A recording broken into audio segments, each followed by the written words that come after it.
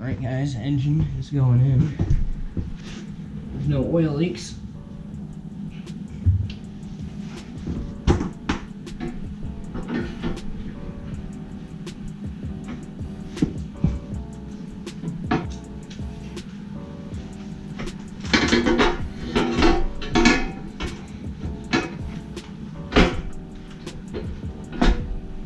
Alrighty.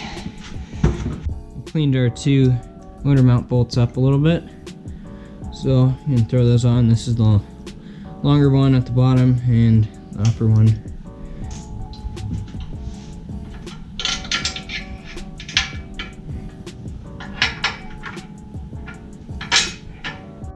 Alright, so I'm ready to throw the triple clamps back on. New bearing and new races in the frame, and I got it all polished up pretty good and put the new bolts in. So slide it on in here. Gotta get the top bearing.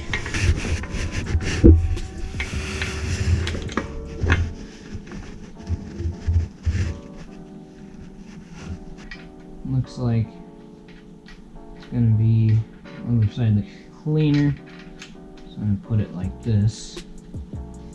And then I'm pretty sure you torque this. Doesn't need too much torque. I'll check the book. But normally you can just do screwdriver tight.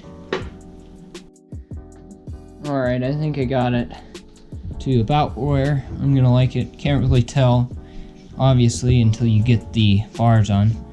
But those bearings feel good. Not notchy in any way. So now I need to put the top on. Top triple clamp go on. I didn't polish this one because I like the finish it had on it. I think that's where that washer goes, but I'll check. And then I think this nut has some foot-pounds on it, so I'll check that and I'll torque that down. Probably gonna have to do that once I get everything else on. I still need to rebuild the forks. I think I'll do that next in this video. What I need to do is I'm going to polish up the bars. So these are what came with the bike. They're Pro Taper contours. So you can see they're pretty sun faded, and they are the Carmichael bend, so I'll have to see if I like that. But what I was going to do is polish up all the aluminum, because it's just aluminum, and get it down to the bare aluminum. And this was the bar pad that came with the bike. Get a new one of that. Okay, here's the fork rebuild that I promised I was going to show you in this video.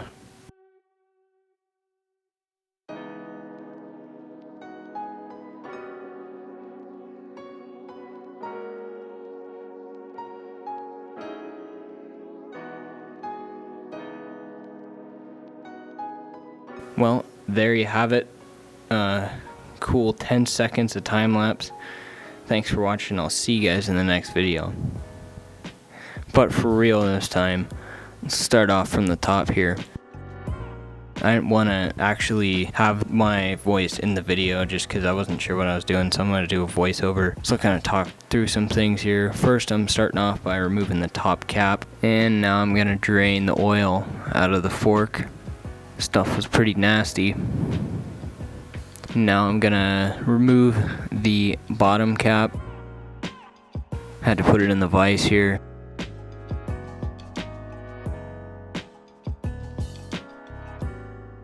Now I can compress the fork a little bit and get that bottom cap out. Now you gotta find two wrenches that are the right size. I don't remember what the size is. I think like 14 and 17. I put the fork on the ground. You push down on the bottom so you can get the inner rod out. Get a wrench on it to hold it out, and then I think the 17, I'm not sure, it might be 19. Then you can loosen it off as you see me doing here.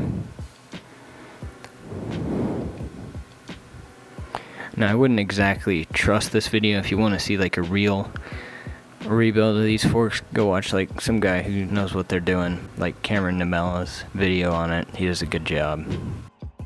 Okay, so once I get this cap off here, thread this cap off, and then you gotta take the clicker rod out of it,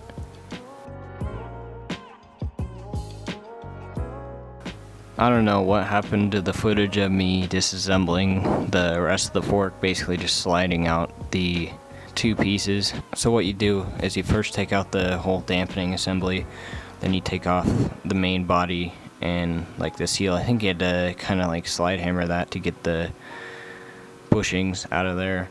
You had to get the spring out to somewhere, I don't know. Like I said, don't really trust these videos too much, but if you're kind of experienced, you could probably figure out what to do.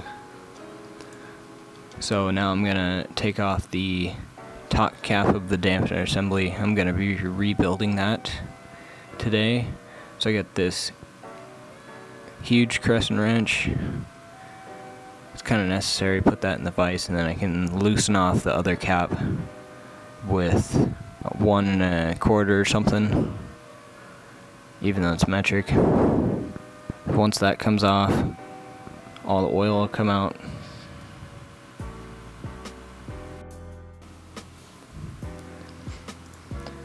Okay, so I didn't really do much to the dampener assembly. I don't think I replaced anything actually, so I just really was changing the oil. So here you can see I'm putting new oil in. I think I'll put down some of the specs to this if I feel like looking it up. Okay, so now I gotta check the oil level here. See, I got a piece of cardboard and you can see the level right there. There was a certain range it needed to be, and I think that was somewhat in there.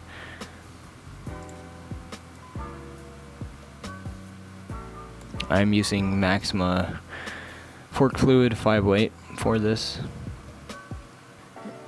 Now I'm putting on the top cap. This was pretty hard to get in from what I remember. There was a lot of friction. Might have helped if the oil was a little warmer. I wasn't doing this in the winter, but I think I had to get my dad to hold it. Yeah, overall I got it in, got both of them, redid it, and they worked fine. But as you can see, it doesn't just go in, doesn't slide in. You know what would help, and I don't think I did it, is turning out your clickers. So if I do this again, I wouldn't be surprised if I do end up doing this again. Just turn out your clickers all the way, like turn them in all the way, get number, and then turn them out all the way, and it'll make the oil flow easier. I think that's what I was struggling with. Alright, now to reassembling the fork. So I got it taped up. At this point, I don't think I had seal bullets. I did get seal bullets. You'll see in the shock rebuild video, which should be coming out next, which I just did probably a week before publishing this video. So I'm oiling up the electrical tape right now. Electrical tape just works, you know. Sometimes you gotta get the job done. You wanna make sure you get it nice and oiled up so that seal just slides right on there. You want to slide on real good so you don't tear up the seal, tear up the rubber on it. You want it to seal. If you don't use tape, you could cut your seal and then it won't seal. So then there's no point in having the seal if it's not going to seal. You know what I'm saying? Say you start with the dust seal, slide that on there, the circlip, and then the oil seal. It's kind of hard to do. It's like the same diameter as the shaft, so you really got to work it.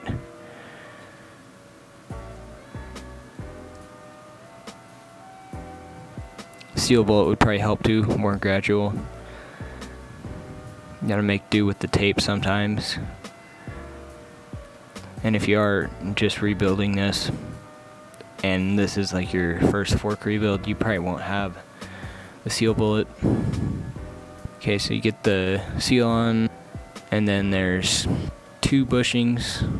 One that stays with the fork body and one that stays with the tube that goes up and down, which you got to expand a little bit to get in, and then you can put the 2 parts back together. And for this next step, you're going to want to have a fork seal driver just to get the seal in. I've had to do it with a piece of PVC before. It was not fun, trust me. Just spend the extra $20 and get a seal driver tool, it's definitely worth it in my opinion. I got mine on Rocky Mountain. If I feel like it, I might link it below. That's only if I feel like it or if I remember. But if this video is coming out in a month from me talking right now, then there's no shot I'm remembering to put that in the description. So now you can see I got the seal driver, slid the dust seal and all of the circlips, 2 circlips down to the bottom. Can't see this because of my excellent framing skills, but basically you just kind of slide hammer that thing on there and you're good to go. You got to get the bushing seat into the housing, that's the hardest part, and then get it far enough you can put the circlip in, kind of the one that has like, looks like a star more, it's got different points, and then you can put the dust seal on. Alright guys, I did get the damper assembly, as you can see right here, back together. So it is returning fully. You can see here if I push it up, no more, and took apart the other fork, and you can see that it needs to be rebuilt too. So you can see it's a lot lower already. It's kind of got like a weird suction. It's like whoever rebuilt it didn't do it quite right. And you can see too the rebound rate. The one that I rebuilt does a lot better, so it's gonna need to be rebuilt too. And I also did, like you saw, replace these seals here, all the seals and bushings in the main shaft. So we're ready to throw this thing back together. So the spring in first, and now we can install our damper assembly here.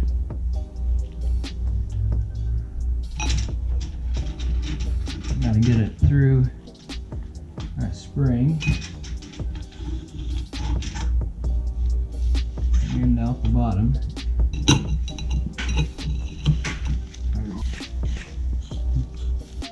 Alright guys, so the way I find to do this best for getting the lower cap on is get a wrench. This here happens to be a 1/2 inch. You can use 12 too. At least on this side you can shove it under this little knob here. It's a little harder on the other side, but works for the brake side. So I'm going to slide our adjustment rod in, spin it around, it'll seat, and you'll know because it'll go all the way in. I'm going to clean the threads off, and I'm going to throw some Loctite on them. This is going to be at the bottom of the bike. It's going to be experiencing dirt, so make sure it stays on and have 2 ways of security. And then this piece right here, you're going to have to line up that little flat spot with the rod. It looks like this is facing up. Yes, and then we can thread this in to place here. Alright, now that we're down to the end here, there should be a 1.5 to 2 millimeter gap.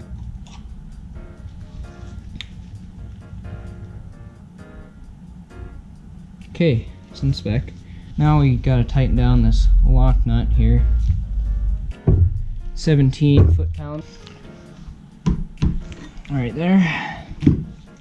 Probably gonna need this again, but now I'm just gonna press the fork and pull out your wrench, and now we can spin this bottom nut on. So it's 51 foot-pounds, and put it in the vise and torque it here.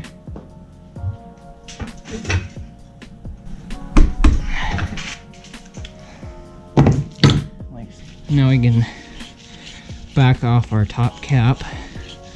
Again, just makes it easier to compress it and everything with that down.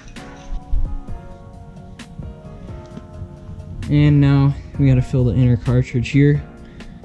The specific, according to the manual, is 14.1 at the top end and 11.1 at the bottom, so I'm gonna do just over 13.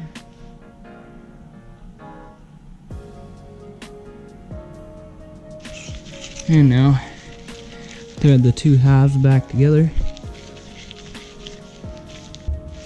and I'll get this all torqued down on the bike. Alright, thanks for watching, guys. That's it for this video. I know it's been like a really long time of slacking on this stuff. Need to work on it more and get these videos out, because there's been a lot of support on the channel when I haven't even been doing anything. Up to like 177 subscribers as of recording this right now, and really I haven't posted anything, and some of the older videos are just getting views passively. So thank you guys if you're watching those, and new subscribers, you're always welcome. Please subscribe, at least consider it. You know, I'm not one of those multi-million subscriber channels, so I actually notice when you subscribe. Funny thing, isn't it? Anyway, thank you guys for watching. I'll see you in the next one, which is going to be the shock rebuild. And I got some cool stuff coming with that, so you're going to want to stay tuned. So I'll see you guys there.